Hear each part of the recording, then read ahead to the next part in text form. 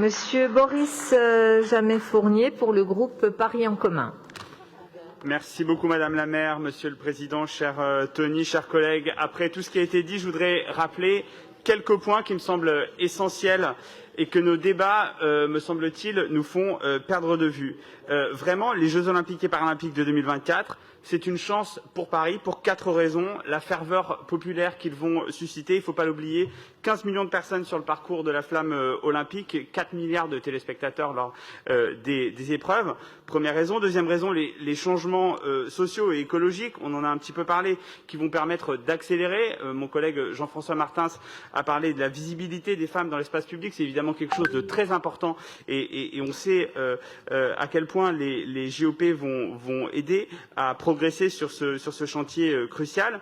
Les opportunités économiques que les JOP vont créer, bien sûr, et l'héritage que les Jeux Olympiques et Paralympiques vont nous permettre de constituer.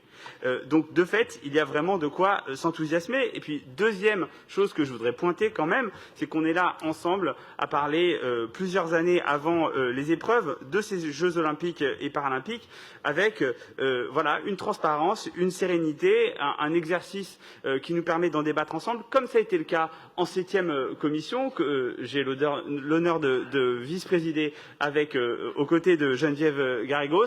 On en a parlé longuement, des projets, il y a eu des questions, il y a eu des réponses. Pierre Rabadan, qui est toujours ouvert au dialogue et qui ne cesse de le répéter. Et je pense que voilà, il faut insister sur ces points, ce dialogue, cette transparence autour des Jeux Olympiques qui me semble tout à fait bienvenue.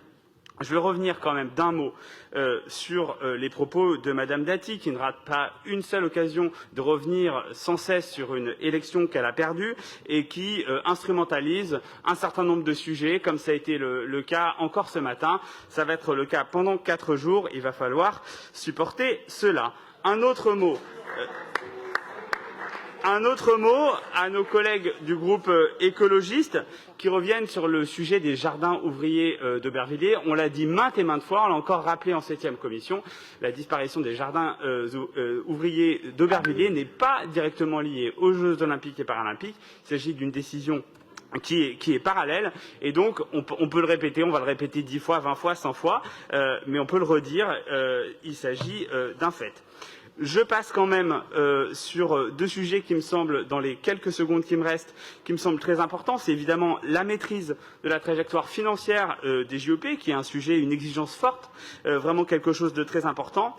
Le président Tony Estanguet l'a rappelé, la Solideo, qui doit livrer les infrastructures, se base à 95% sur des infrastructures existantes. Et on sait que les budgets augmentent fortement, souvent pour le financement de nouveaux équipements. C'est ce qui nous permet d'avoir une certaine forme de sérénité.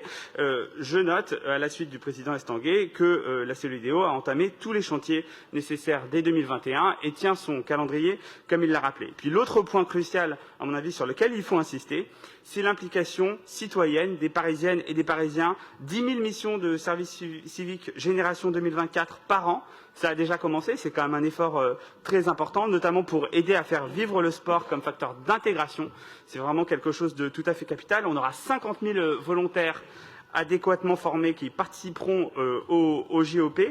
Un travail commun avec les volontaires de Paris, d'ailleurs, est prévu. Et donc ça, c'est aussi un lien qu'il faut le souligner et qu'il faut applaudir. Et puis, on a d'ores et déjà le club Paris 2024 qui incite chacune et chacun à participer à des challenges pour s'impliquer d'ores et déjà quelques années avant les Jeux, autant que possible, dans la préparation de cet événement qui sera un plaisir pour toutes et tous. Je pense que c'est pour toutes ces raisons que l'on peut se réjouir et s'impliquer dans la préparation des JOP 2024. Et je vous remercie. Merci beaucoup, cher Boris Jamet-Fournier.